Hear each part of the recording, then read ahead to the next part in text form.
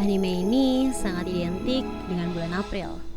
Setiap tahunnya di bulan April pasti banyak banget yang akan selalu ingat sama anime ini. Anime yang sedih, penuh makna, penuh pesan moral, serta bisa dibilang anime ini juga timeless. Ini dia Shigatsu wa Kimi no Uso, kebohongan di bulan April. Hai semuanya, kembali lagi di channel aku di Mei Meiko desu. O genki desu ka? Anata? Ya, aku tahu mungkin kalian bingung ya, aku cosplay Raiden tapi bahas tentang anime sedih Shigatsu ini. Gak apa-apa lah ya. Jadi aku bakalan bahas tentang cerita atau makna dan sebagainya. Kita akan ngebahas tentang anime dari Shigatsu wa Kimi no Uso. Ya, udah gak perlu dipungkirin lagi, kayak setiap orang, terutama yang wibu, pasti tahu dan pasti udah pernah nonton Shigatsu wa Kimi no Uso. Ini adalah anime tersedih yang apa ya, mungkin belum aku bisa bilang yang bener-bener tersedih, tapi dia juga hitungnya tersedih sih jujur. Dia tuh anime yang sangat bisa untuk mengangkat emosional para penontonnya. Bener-bener kayak diaduk-aduk, dikasih pesan moral yang banyak banget di anime ini. Dan yang pastinya sangat membekas. Ya, sangat-sangat membekas anime ini. Dan mungkin bisa dibilang bikin banyak orang jadi trauma, karena kayak aduh, tiap bulan April tuh jadi kayak pasti keingetnya sama anime ini gitu. Karena judulnya aja kebohongan di bulan April, ya kan? Jadi setiap bulan April pasti ada aja yang bakalan mengingat anime ini, kayak gitu. Anime ini menceritakan apa sih? Sebenarnya anime ini tuh bagus banget guys ya, untuk perjuangan di dalamnya gitu ya. Jadi untuk anime ini, dia ini mengangkat tema tentang musik klasik gitu ya. Jadi di sini kayak main pianonya pun piano klasik, terus ada biola kayak gitu ya. Jadi bener-bener menenangkan banget. Emang sih alurnya ini kelihatannya kayak lambat gitu ya. Tapi untuk kalian yang kurang suka sama alur lambat, kalian tetap coba aja untuk tonton ini dulu, karena ya itu tuh bener-bener lambat tapi pasti gitu loh. Jadi setiap momen, setiap detail itu tuh kayak ada maknanya tersendiri ya. Menceritakan tentang Arima Kosei ya, dimana dia ini tuh punya semacam trauma karena dia ini kayak jadi udah gak bisa untuk main musik. Jadi kayak not tuh kayak dia udah gak bisa baca not dari buku ya. Jadi not balok itu kayak mencar semua, permainan dia hancur semua, diakibatkan sejak kematian sang ibu yang juga gurunya dia gitu ya. Jadi sejak saat itu dia kayak bisa dibilang kehidupannya hancur, terutama dalam bidang musik. Sampai akhirnya Arima ini tuh bertemu ya dengan Kaori ya. Kaori ini, dia ini adalah pemain biola ya, yang sifatnya itu ceria, penuh semangat, pokoknya positive vibes banget deh ya. Nah, berkat dia ketemu sama Kaori ini, dia tuh kayak ngerasa dunia dia gak abu-abu lagi. Dia ngerasa dunia dia tuh udah punya warna gitu ya. Jadi kayak dia punya motivasi lagi gitu ya, terutama dalam bidang musik. Dan Kaori ini juga yang ngasih apa ya, yang ngajak si Arima ya untuk keluar dari zona nyamannya dia, untuk coba terus berlatih gitu ya, berlatih piano lagi dengan menggunakan instingnya dia ya, tidak terpaku pada not baloknya kayak gitu. Jadi kayak dia tuh nantangin Arima kayak gitu ya, karena supaya Arima itu bisa balik lagi, tidak menyia-nyiakan kemampuan dia ya dalam bermain alat musik, yaitu piano kayak gitu ya kan. Dan uniknya ya, walaupun kita di sini tuh ngelihat kayak di sini yang kita fokusin mungkin bakalan lebih banyak kayak Arima, si tokoh utama yang berjuang untuk keluar dari zona nyamannya dan balik lagi supaya bisa main musik gitu ya, supaya mendapatkan feel itu lagi, keluar dari masa kelamnya gitu ya. Tapi nggak cuma tentang itu, di sini juga banyak banget cerita-cerita lain yang nggak kalah seru ya. Di sini juga menceritakan kayak tentang hubungan-hubungan yang terjalin antara setiap karakternya gitu ya, kayak persahabatan antara Kosei, terus ada namanya Tsubaki ya. Tsubaki ini dia teman masa kecilnya yang atletis dan dia juga perhatian. Terus ada Watari juga, sahabatnya Kosei yang populer sama ceria gitu ya. Juga mereka ini tuh ngasih sentuhan yang menarik dan menyentuh di cerita ini kayak gitu ya.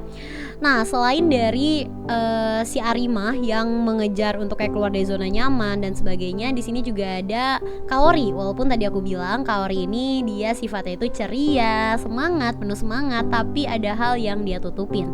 Ternyata dia ini semacam punya penyakit yang mematikan.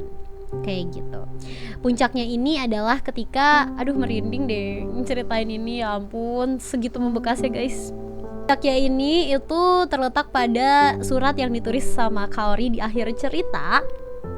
Ya, itu tuh jadi kayak puncak emosi yang kuat dan ngasih tahu tuh pemahaman yang lebih tentang motivasi dan perasaan karakter-karakter utama ini. Pesan yang disampaikan pun ini sangat menyentuh dan membekas banget sih di hati. Aku jujur aku udah lama gak rewatch ini, tapi aku masih ngerasain untuk feel-nya, untuk menceritakan ini ke kalian. Ya, dan di anime ini kita tuh bener-bener banyak banget pesan yang bisa diambil ya. Karena dia ini tuh mendalam banget gitu ya. Dia tuh ngangkat kayak tema tentang kehilangan, tentang kesedihan, ya, tentang keberanian juga ya untuk menghadapi masa depan. Terus abis itu di sini juga ngasih motivasi-motivasi serta dia ini tuh mengajarkan pentingnya untuk menghargai setiap momen dalam hidup. Ya, menghadapi ketakutan, dia juga menemukan keindahan di tengah kesulitan kayak gitu. Aduh sedih banget ya ampun. Aduh aku mau nangis.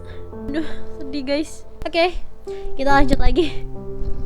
Di luar dari ceritanya yang bagus ya, di luar dari cerita yang bagus, animasinya juga ini bagus banget ya. Animasinya tuh halus, ekspresinya tuh kayak setiap ekspresinya tuh kayak ada maknanya sendiri dan dia cakep banget untuk gambarnya. Apalagi kalau kalian lagi menghayati pas nontonnya, itu bener-bener kayak gambarnya tuh kayak bener-bener into animenya banget gitu, kayak bisa banget ngasih feel yang bagus banget.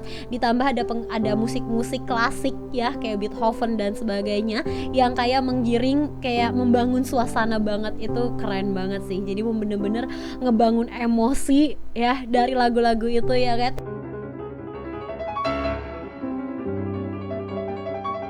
Coba ya untuk tulis di kolom komentar kira-kira menurut kalian anime ini tuh dapat rating berapa, dan atau mungkin kalian tuh ada ngerasa kayak ih kak enggak kak ini tuh masih belum sesedih anime ini gitu ya. Coba tulis di kolom komentar kira-kira anime-anime sedih lainnya yang bisa menguras air mata tuh apa aja ya. Aku sebenarnya penasaran banget karena rasa sedih ini tuh ngasih kita banyak banget pesan gitu ya.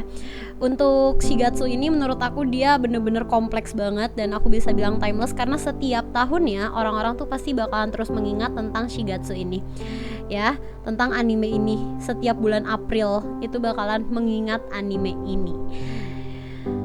Jadi bener-bener segitu impactfulnya, segitu kerennya anime ini ya, kayak bisa sampai bikin orang tuh kayak selalu inget gitu kan. Apalagi emang dari judulnya juga sih ya, karena ada kebohongan di bulan April kan, jadi ada kata-kata April, jadi orang selalu ingat sama animenya kayak gitu. Itu keren banget sih, aku nggak ngerti lagi, ini kayak bagus banget.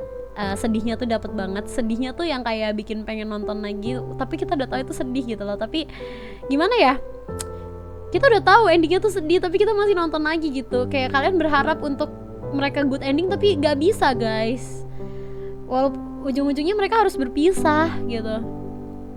Ujung-ujungnya Arima ditinggal lagi sama orang yang dia sayang. Pokoknya yang belum nonton jangan lupa nonton. Tapi aku yakin sih kalau kalian emang udah wibu lama atau apa, kalian udah gak asing lah ya sama judulnya minimal gitu ya.